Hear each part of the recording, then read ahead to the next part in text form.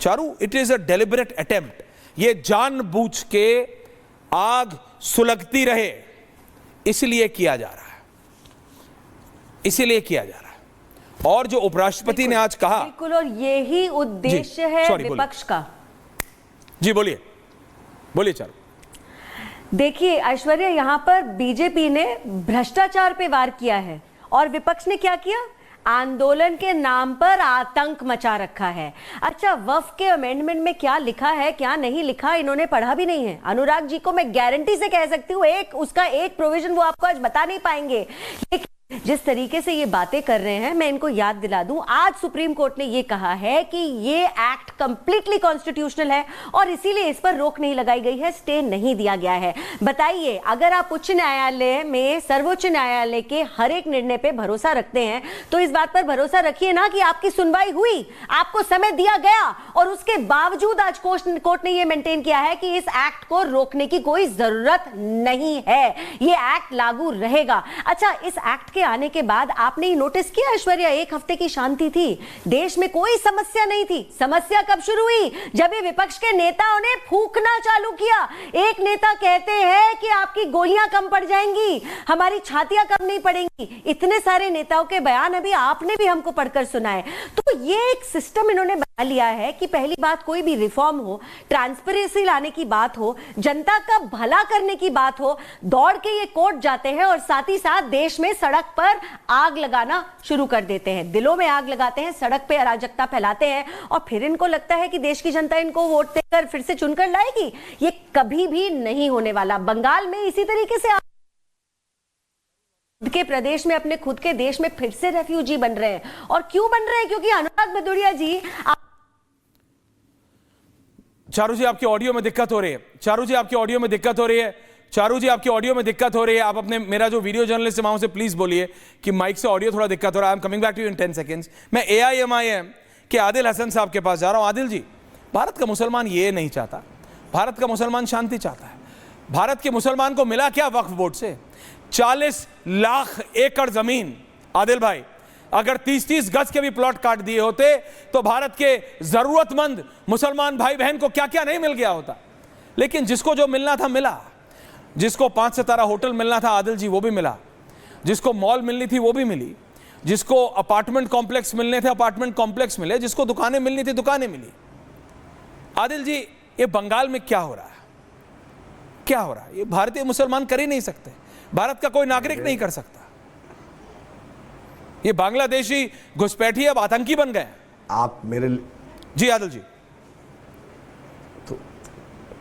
ऐश्वर्या साहब, सबसे बड़े घुसपैठ बांग्लादेशी को तो, शेख हसीना को तो मेहमान बना के मोदी जी रखे हुए। मेरे लीडर ने पहले ही दिन कहा कि मुसीबत क्यों गले लगाए हैं, क्यों रखे हुए आप? सबसे बड़े जो घुसपैठ है, सबसे बड़े बांग्लादेशी है, जो बार बार वहां से मांगा जा रहा है, बेवजह आप मुसीबत क्यों खरीद रहे हैं? मेरे लीडर ने पहले कहा। और इंटरनेशनल बॉर्डर जो है वो राजनाथ जी के हाथ में है ना, कि आप दे दिए जय शाह को, उसको भी दे दिए हैं, बना दिए रक्षा मंत्री जय शाह को। क्या गृह मंत्री अमित शाह है ना, तो रक्षा मंत्री क्या कर रहे हैं, गृह मंत्री क्या कर रहे हैं? AIDMK से खाली अलायंस कर रहे हैं। वो ये AIDMK वक्फ बोर्ड के खिलाफ वोट किया था। सत्ता के लिए कहीं भी चले जाइएगा। जैसे नीतीश कुमार ने कहा था मिट्टी में मिल जाएंगे, RSS में नहीं जाएंगे, BJP मुक्त भारत बनाएंगे, फिर जाके नीतीश जी के दरवाजे में पैर छूते हैं। अरे बोलिए गृह मंत्री को, इतना अपने आप का, अपना सरदार पटेल साहब ने उस कुर्सी पे बैठे थे, कुछ तो उस कुर्सी का लाज रखे। और आपको ऐश्वर्या साहब एक बात बोलना चाहता हूं कि बैरिस्टर असदुद्दीन ओवैसी साहब संसद के सदस्य है, संसद रत्न है, और ये हमारा संवैधानिक अधिकार है। हम सुप्रीम कोर्ट जाएंगे और सुप्रीम कोर्ट बिल्कुल जाइए, कॉन्स्टिट्यूशन नहीं बिल्कुल जाइए, और सुप्रीम कोर्ट से आपको बिल्कुल जाइए भाई, संविधान आपको अनुमति देता है, हर भारतीय का अधिकार है। मैंने सिर्फ, बिल्कुल है, लेकिन मैंने सिर्फ इतना पूछा, सीधा साधा बात, कि खासकर वो लोग आदिल भाई जो संसद में सफेद कुर्ता पहनते हैं और सुप्रीम कोर्ट में उस पर काला कोट पहनते हैं, दे वेयर डुअल हैट्स।